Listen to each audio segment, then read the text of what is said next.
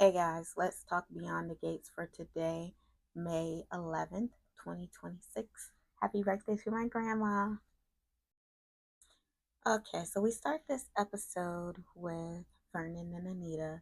They're at the hospital for Anita's chemo session. It's her final chemo session. And so, you know, the the anticipation is high because as we know, a few weeks back, when the chemo changed, it really made her sick. She got an infection. She was ready to give up because it was just too much to bear.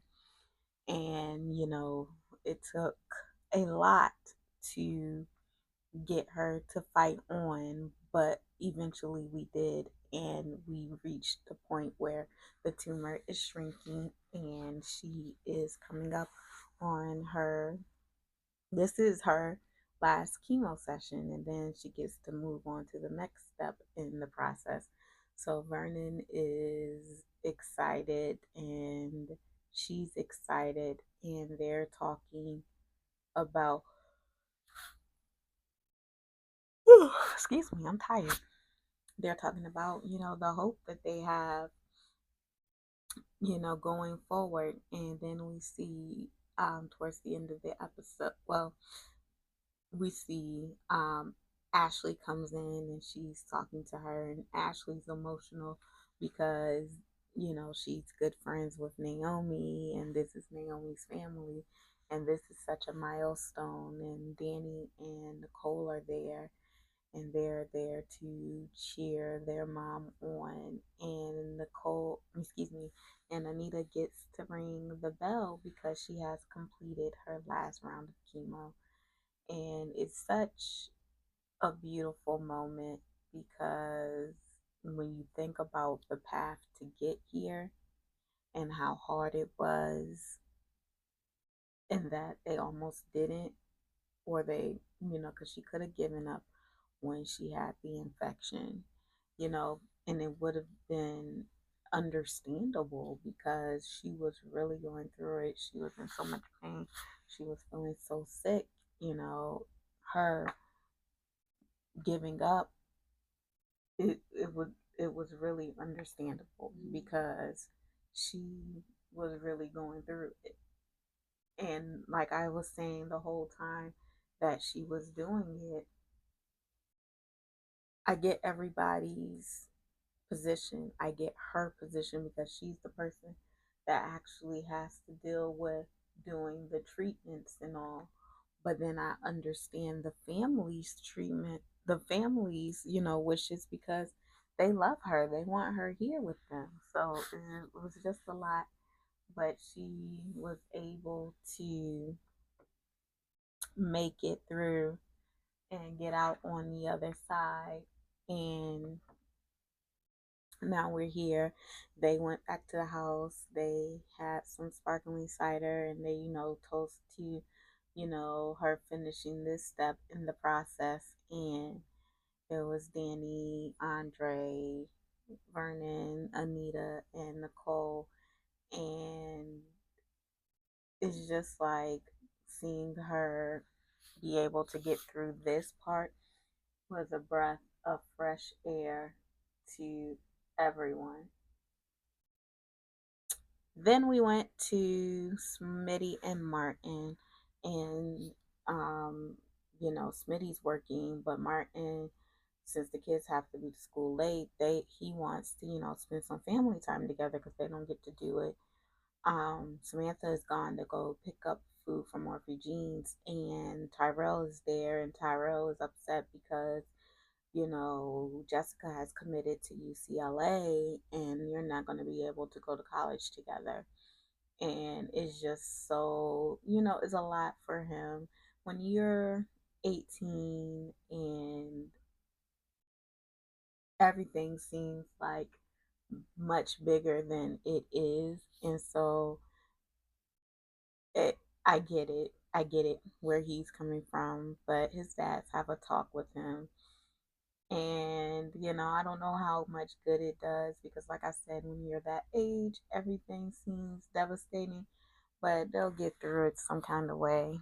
Meanwhile, Samantha is at Orphe Jeans with June, and they're talking about the cotillion and how nervous Samantha is, and June is like, you don't have to be perfect. Your family isn't looking for you to win. They're looking for you to have the best time possible, giving her positive encouragement. And then Naomi and Jacob are at the motel, and she's trying to figure out like what's going on with Grayson. They basically compromised the investigation, because I don't know why he would tell Naomi the information she was looking for about the chief, and give her the okay to go tell Ashley about that information she uncovered about the chief, because that is highly dangerous. But whatever, y'all, whatever. So dangerous, but okay. So Naomi goes to the hospital and she tells her, which I think is stupid for her to go tell her at the hospital. She should have met her back at her house to tell her, because the chief works in the freaking hospital. Why are you going to tell her at the hospital so the chief can be lurking around the corner and hear that now both of y'all gonna get got? But I digress. Meanwhile, Isaiah and Andre are getting ready to ball with Ted, and they're talking, and then Ted comes and he basically invites Isaiah to a dinner for to celebrate Eva's birthday. Meanwhile, Nicole and Danny, I mean, sorry, not Nicole and Danny, Ted and Leslie had words, because Ted wanted to tell her to antagonizing, uh, um, stop antagonizing Shanice. But when he was married to Nicole and things were up in the air for them, I don't recall him telling Leslie to stop antagonizing his wife, which is quite literally why Ted is not married right now.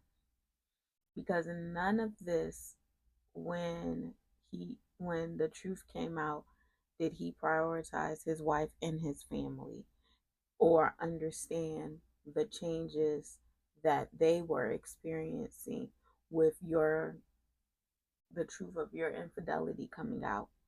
And then, even then, all your only concern was playing dad to Eva, forgetting completely about your children and grandchildren and your wife. And now Nicole's the bad person because she decided to move forward with the divorce instead of forgiving you. Did you give her a reason to forgive you? Did you give her a reason to fight or move on? But anyway, then we have Derek meets with Leslie, and she's upset because Leah called her because he won't let Grayson volunteer at the clinic. And so Derek goes down to the hospital to speak with the chief, and he runs into Ashley, and Ashley tells him that he was actually right, but she doesn't want to go into it. I was waiting for that because I needed to hear Ashley say that Derek was right. Derek felt like something was off with Grayson, and she ignored it, and I was glad to finally have the moment where she admits that Derek was right. But if I'm Derek, I would keep my distance away from Ashley, because she ain't worth the drama. But yeah, that was Beyond the Gates for today. It was a pretty decent episode.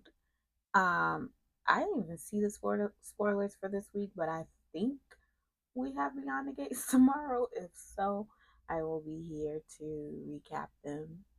And yeah, let me know what you all thought of today's episode down in the comments. And I will check in with you all tomorrow for the next episode. Hey guys, let's talk Beyond the Gates for today, May 12th, 2026.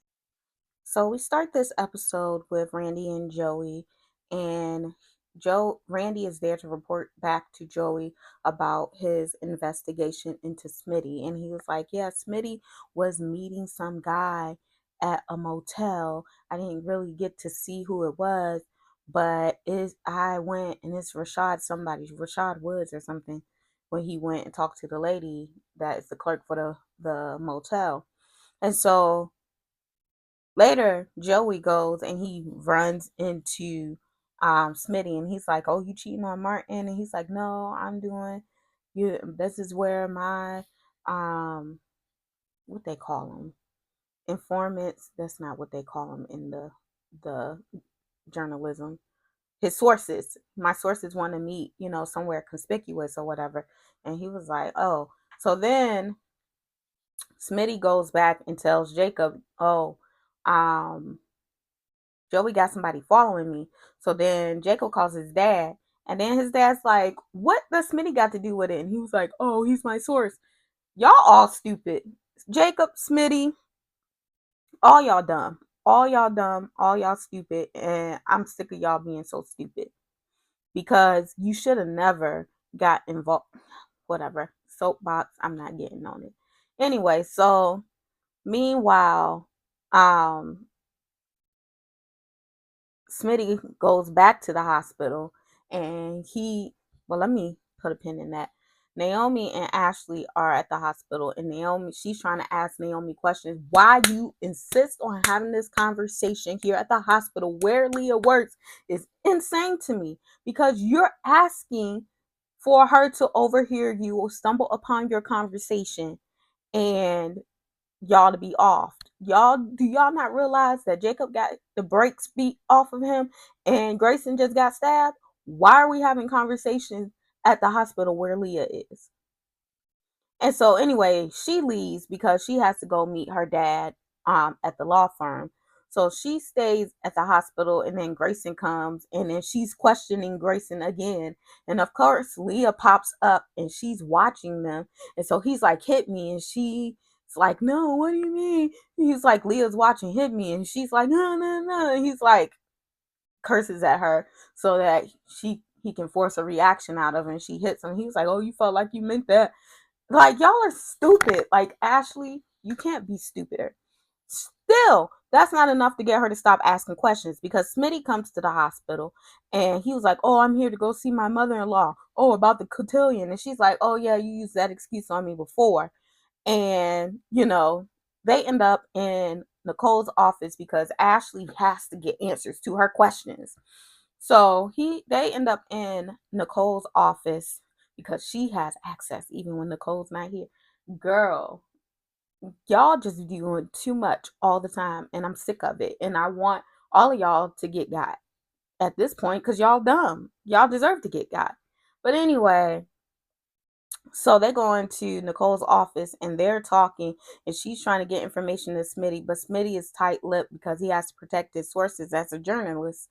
And so she basically has the gist of what is going on. And she is just being very annoying. I can't, because why is it so important for you to know? Because at the end of the day, Grayson lied to you. At the end of the day, we know Grayson was, in fact, involved in something illegal. What is there else that you need to know? Like, what?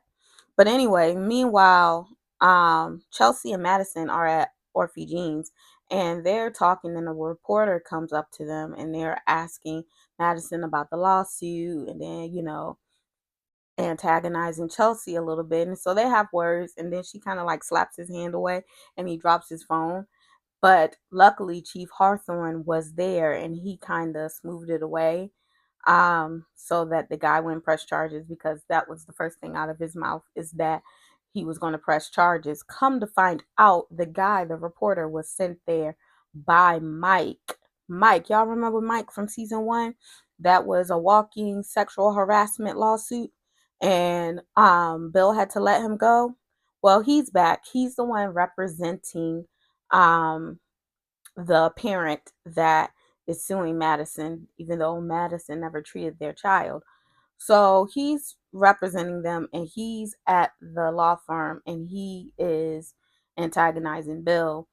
He who calls Naomi over, and then Naomi, um, she's talking to him, and he basically wants $40 million for his client because, as an attorney, he gets a big chunk of that. So he's basically trying to extort money as revenge out of Bill because he's mad because Bill fired him.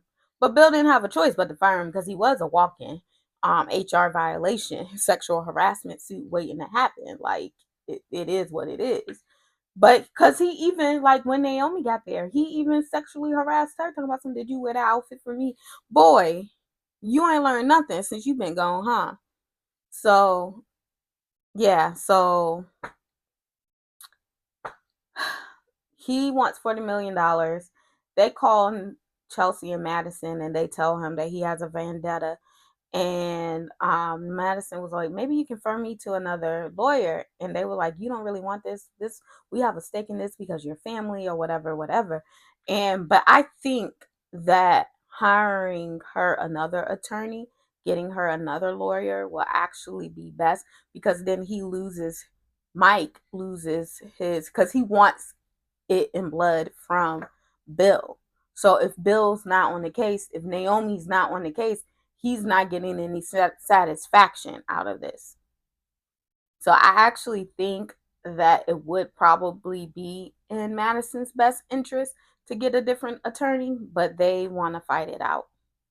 I hope it works out in their favor, but I don't know. Meanwhile, Nicole and Carlton are talking, and he is regretful that he couldn't stay the night with her, and so they go back to her house and they get it on to make up for the lost time because they were only able to go one round um the night before, so then they got to go make up for lost time, I guess. I don't know. They ain't got nothing to do with me. I'm just reporting on what happened on the show today. Then we have Chief Hawthorne. Is he goes to see Joey and basically tells Joey that he didn't know that he was involved in the red tide, and he was like, I don't got nothing to do with that. He was like, then why are you following Smitty? And then he basically tells him to stop following Smitty, leave Smitty alone, and to chill out. But then we see that this is not, taking orders is not necessarily Joey's thing. So he's not leaving it alone. I don't know how he's about to get involved, but he's definitely not leaving it alone. I want Jacob, Naomi, Smitty, and Ashley all to get got because they won't leave well enough alone. Jacob, it's his job to do this. Let me just start there. It's Jacob's job to do this. And so I get it, but he makes rookie mistakes, and he got too many people in too many hands. And I like one thing he told him, because he was like, "Oh, I can go see my mother-in-law." Stop dragging Nicole unknowingly into this. And I'm not saying you should clue Nicole in, because no, let's protect her and not have her in. But stop like invoking her name. Stop using that to do this, because you're putting her at risk. You're putting her in danger, one, because this is a dangerous situation. Two, you are risking her job. Like, she does work here for these people, and you keep doing whatever you want to do when you want to do it. Smitty irritates me. Like, he's the one I want to go most, and then Ashley, because she doesn't understand. She is one of those people who thinks everything is her business. Everything ain't your business, Ashley. This don't got nothing to do with you. Cut your ties with Grayson and move on. It's simple as that. You don't need to know why. Just do it. But yeah, that was Beyond the Gates for today, and I'll be back to discuss tomorrow's episode. Good night. Hey guys, let's talk Beyond the Gates for today, May 13th, 2026. So we start this episode with Chelsea coming to Danny's house. They're supposed to have a mom and daughter night. However, they are interrupted by Catherine. So Catherine is coming because she's trying to show Chelsea something that's gone viral. And what has gone viral? Her knocking the phone out of the um reporter's hand. So she's getting upset and they're both like, this could affect Chelsea Cat, they got to get ahead of this. And so Danny's like, remember how my dad handled it? He went and handled the situation because somebody made a comment like mother, like daughter. So she was like, you know how my dad handled the situation with me, with the pew pew at Bill and Haley's wedding. We need to get ahead of it and do this. But Chelsea is like, well, before I do that, I need to make sure I'm not, doing anything to risk the lawsuit and, the basically, what anything that Bill and Naomi have going on with the case. She doesn't want to interfere with that. So she calls Bill and Naomi. They're still at the office. And so she talks to them and they agree that it's okay for her to do a live and, go give her side of the story or whatever, but not to mention the lawsuit, like specifically not mention the lawsuit. So she goes live and she does it and she follows the direction of her counsel, and Bill is proud, and they have something going on with Japan Fashion Week, and they got a Japanese um response, and so they were looking, but the person did they are in support of Chelsea Cat, so that's good.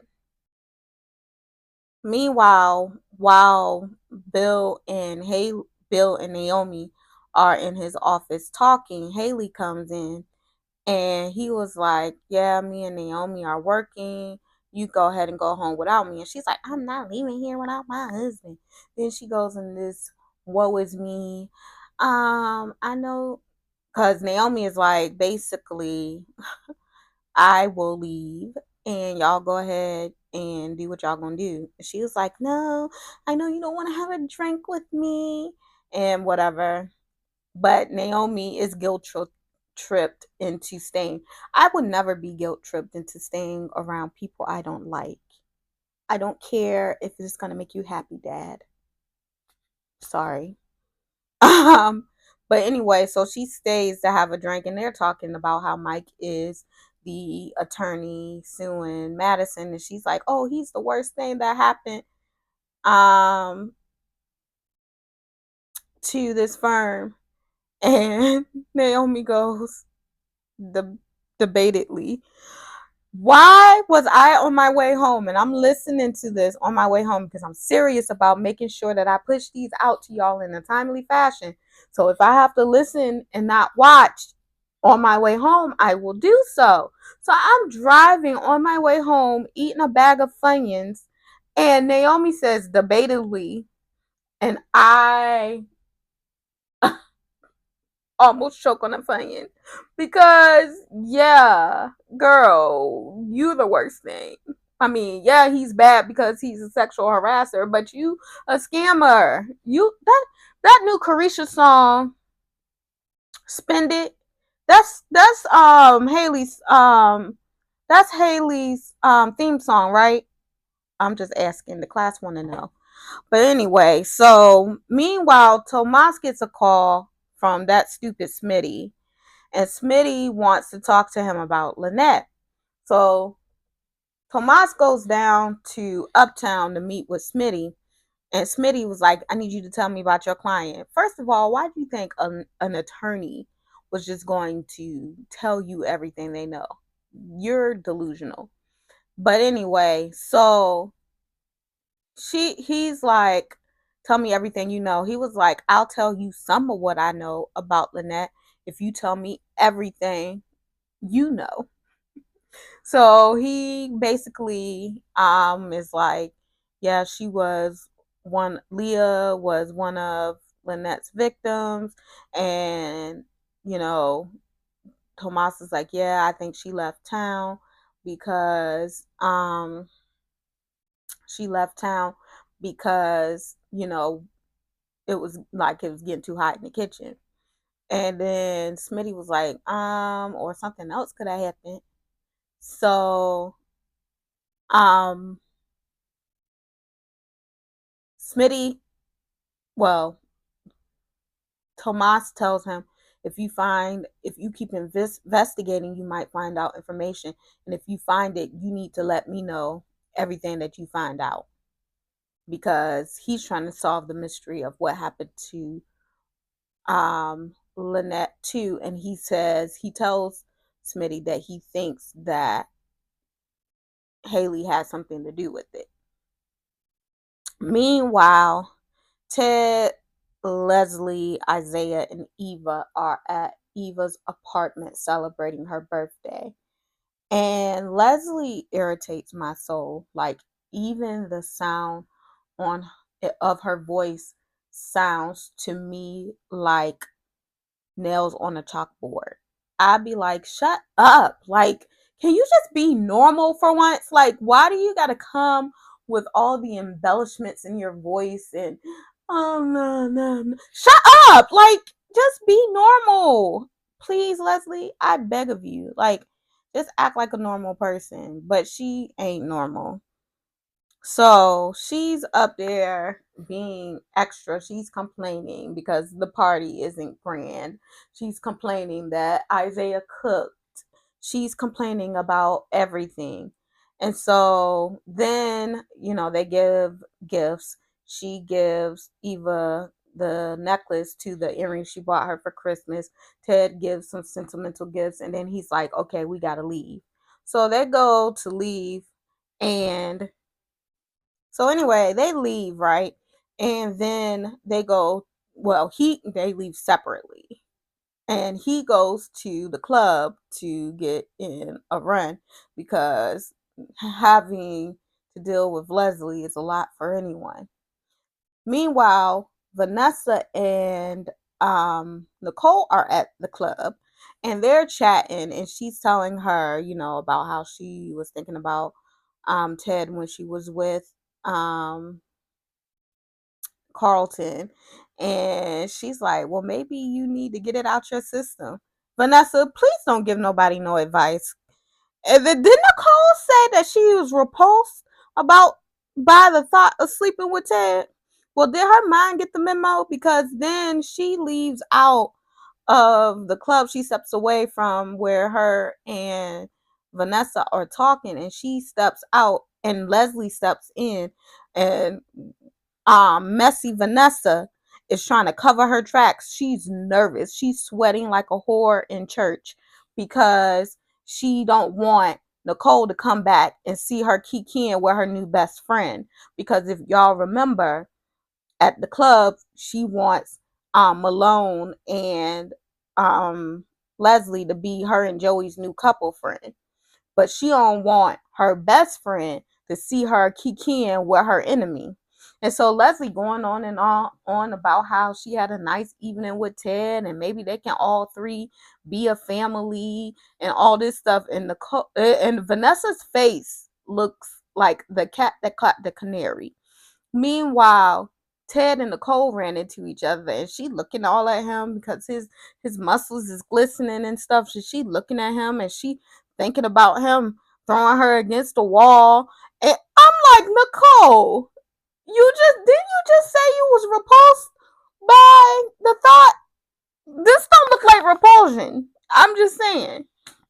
But yeah, that was Beyond the Gates for today. It was pretty good. Even though I had to suffer through Leslie. But let me know what y'all thought in the comments, and we'll be right back at it tomorrow. Um, yeah, and do y'all think that Bill and Naomi gonna actually pull off win in this case? Hey guys, let's talk Beyond the Gates for today, May 14th, 2026. Let me give y'all a heads up. This episode annoyed me because I get kind of annoyed about the Duprees not being able or not being written, specifically Nicole, not being written to be able to go toe to toe with her adversaries. Like, can we, like, is the show about the Duprees? Because we see that it's Anita, um, Vernon, Danny, and Nicole. Is the show not about them and the other people orbit around them, or is it like what they sold us on and what we see from day to day do not match? But anyway, we start this episode with Anita and Vernon, and Vernon comes down and he sees that Anita is dressed, and she's like, she got an earlier doctor appointment, so she's going to the appointment, and they have a little bit of back and forth about the appointment, but then she's like, "Are you coming or what?" So he goes to the appointment, and the doctor is, basically going over her options, lumpectomy versus mastectomy. I can't talk today. And also,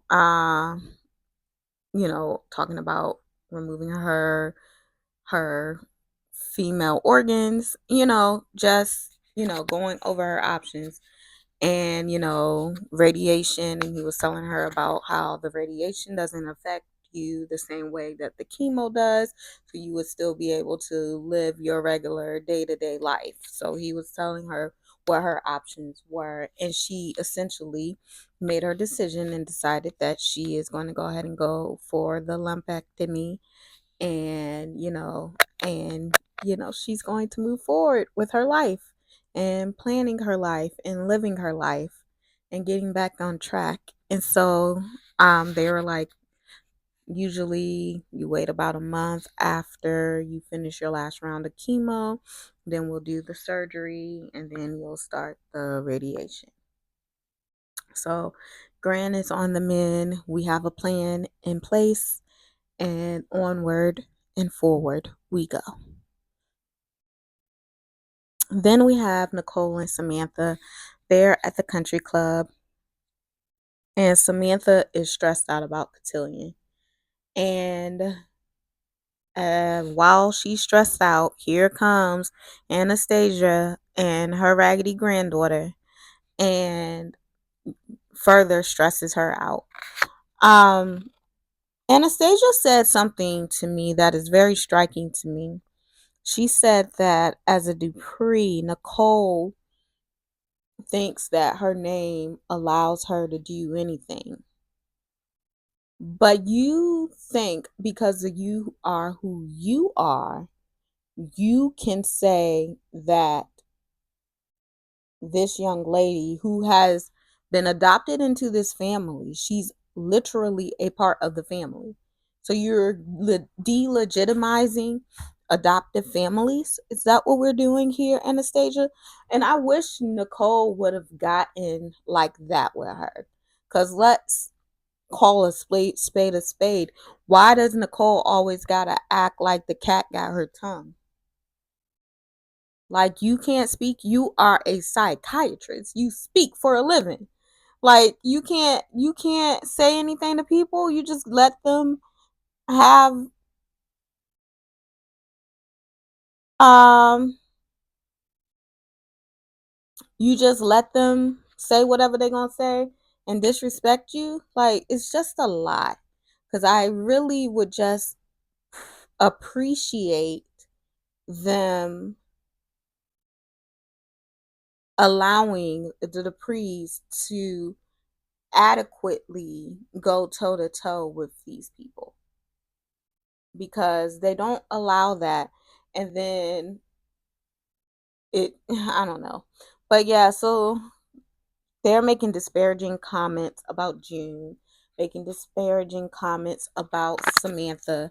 And then Chessie goes over to speak with Samantha, And Samantha's like, "Oh, I thought you agree with your grandmother." And she's like, "Oh, no, I agree with her. I just know that you shouldn't say it to people."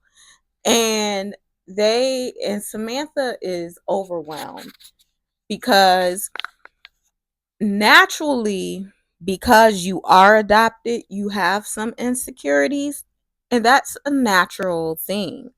But then you have people like that are playing on your insecurities, that because they're insecure about some things, you know, within themselves. It's just horrible. I hate it. I hate it. I hate it. I hate it for Samantha. And I just wish that they would allow the priests to hold their heads up more.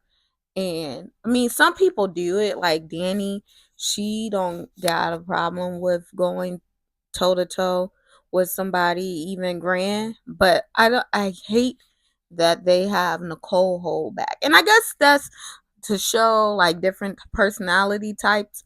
But even a different personality type, like, is gonna get tired of people talking crap to them at some point. Cause I am like, I will ignore MF in a minute. Sorry, mommy, but I will ignore a person in a minute.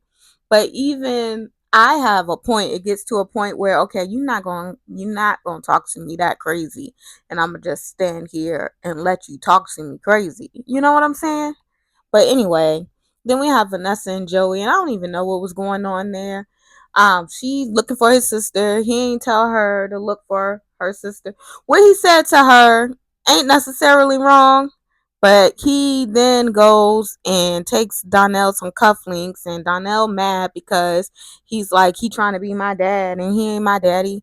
And she was like, I need somebody to get along with Joey. Vanessa, shut up, girl. I get sick and tired of her. Sick and tired of her. I'm like Joey. I know Joey's sick and tired of her because, girl, you are the epitome of, yeah, I'm going to leave that alone. Y'all fill in the blanks. Y'all know what I'm saying without me saying it. Meanwhile, we have Mona and Randy. They're up at the um Orphe Jeans, and what is going on there? Like, is she feeling Randy? She trying to get him saved, and then so he can be her man? Like, what is going on? And why is she all up in that man business? Because she's asking him about the fast tail woman, i.e. Lynette, and he's saying she left, and she's like, left what? And he was like, for good, she gone. And she's like, oh, why you want to know, Mona? Why you care? And why are you sitting here chit chatting with someone that is a known associate of Joey Armstrong? I mean, I know we all need saving, but make it make sense, girl. What is your mission here? But yeah, Beyond the Gates was that was Beyond the Gates for today. It was pretty cut and dry. I'm like I said, I feel a kind of way. Um I feel a kind of way about Nicole not being able to stand up to the people who are basically bullying her. Like, I feel like Nicole is too old to be being bullied by the likes of Anastasia and the likes of Leslie, but she'd rather just like let them say whatever they say. And I get that to a certain extent because I'm not going to go back and forth with an ignorant person. But at the same time, like, girl, either don't go confront them, because she went back over there to Anastasia's table, and I know that she made her granddaughter feel bad, so she wants to go speak up for her granddaughter. But if you just gonna let her say more stuff and you gonna just stand there and look crazy, girl, I'd rather you just sat there and ate your food. But yeah, that was Beyond the Gates for today. We'll be back tomorrow. And to in order to wrap up the week. Leave me your thoughts in the comments, and I'll see y'all tomorrow. Hey guys, let's talk Beyond the Gates for today, May 15th, 2026. I'm so exhausted. The soaps took me through the ringer. I had a very, very, very crazy day, and then the soaps took me to the ringer, through the ringer as well. So today we start with Jacob and Smitty. Smitty comes to Jacob's motel, and he gets a call from Ren, and they're meeting tomorrow for some kind of big meeting. And I just getting knots in my stomach, figuring that this meeting isn't going to end well because everyone is so adamant that this is it and it's about to be over. It may be about to be over, but it doesn't bode well for me. I don't see this ending well, and I'm afraid. And I didn't think that I would be afraid because I knew that it was going to end with someone getting hurt. But I just, now that it's about to happen, it's really taking me off guard. I'm like, whoa, this is a lot.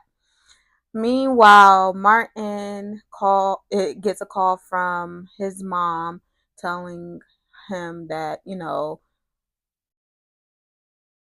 Samantha left the country club upset, about Anastasia and Chessie, still razzing her. Like, so she's upset. So Martin is waiting for her to get home,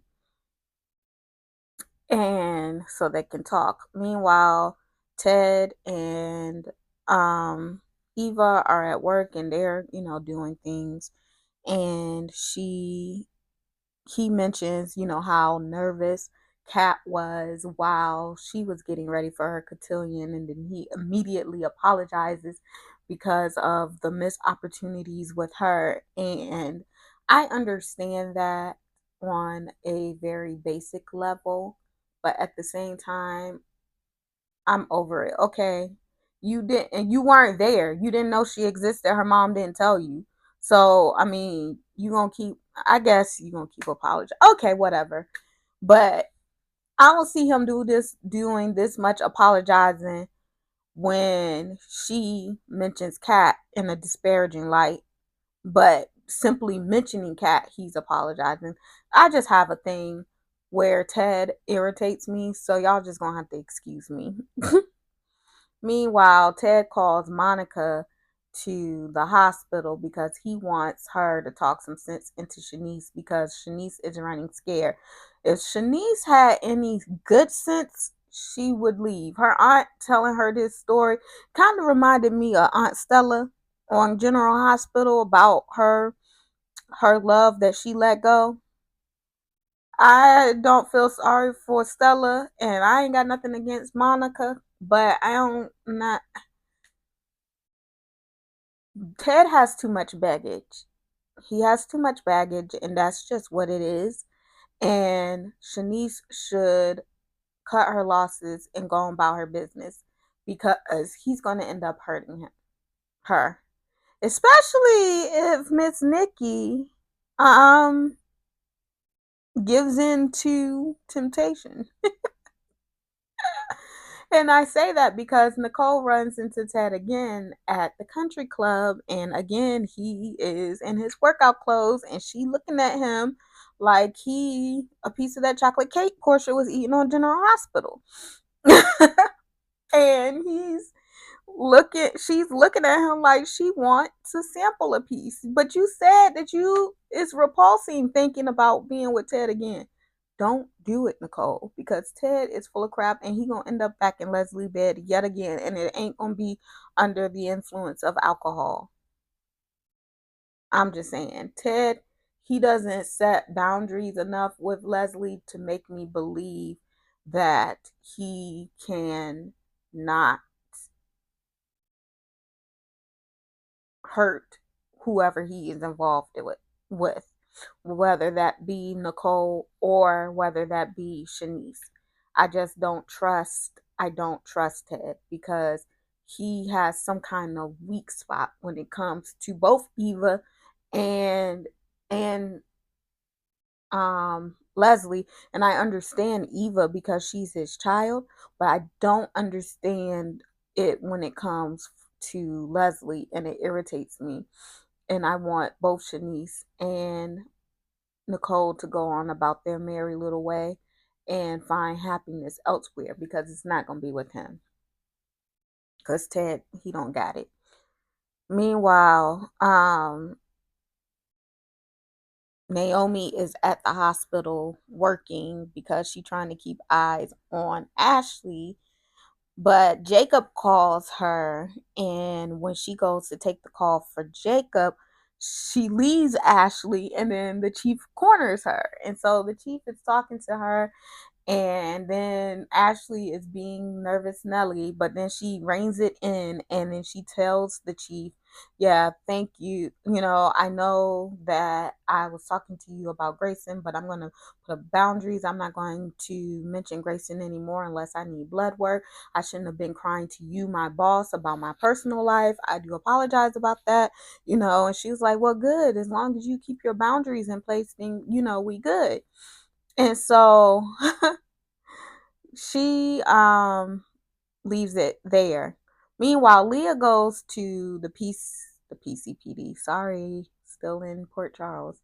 Leah goes down to the police station because Marcel lures her there. We later find out he lures her there so that the chief can go set up something at the hospital. So they notice that the cameras be going on and off, and they know that Leah is up to something. They are literally up there onto her, and she doesn't even know it. And I was like, okay, this storyline is finally getting good for the first time since it's been going on. Like, now we're getting somewhere with this. So the police are on to Leah. Leah is not, like, he kind of told her, but she don't think they know. So she's talking to Grayson, and she's like, you need to go to the clinic, and you need to get, you know, this drop set up, get it set up. And so he goes there, and he's looking all around, and Eva shows up because, Eva is kind of like I don't want to say she's the manager, but she is the go between. She is handling between Derek and Leslie. So she knows everything about the clinic. So she's like, what are you doing? And he's like, oh, I'm new here, blah, blah, blah. Yeah. So that happens. And then Tyrell is upset because he's still punished, and he wants to go see his girlfriend. And then it turns into a birds and the beats talk with him and his dad. And he was like, Jessica has had sex before, but I haven't. And Martin is telling me, well, it should still be special for you. But if that was Samantha, I don't think this conversation would have went like that. And I'm just a little bit annoyed about that. But I digress. I'm going to leave it alone because that's not what we hear. Meanwhile, Samantha comes home and she's upset because of, what happened at the country club. And then Eva also shows up, and Eva gives her a pep talk, because she can relate to Samantha being someone born on the other side of the tracks. And what was me? Oh, anyway, so she gives her a pep talk, and then Tyrell gives her some earrings, and we're getting ready for the cotillion tomorrow. The cotillion is tomorrow, and the sting on the plasma ring is tomorrow. And per the preview for next week, is going down in Fairmount Crest. And yeah, that was Beyond the Gates for this week. It was nice having a whole week of Beyond the Gates this week because, as you all know, we were missing for the last 2 weeks. But yeah, let me know what y'all are anticipating next week from Beyond the Gates, and who do you think is getting pew-pewed, because we heard that there were shots fired. But yeah, have a safe and great weekend, and I'll see y'all on Monday.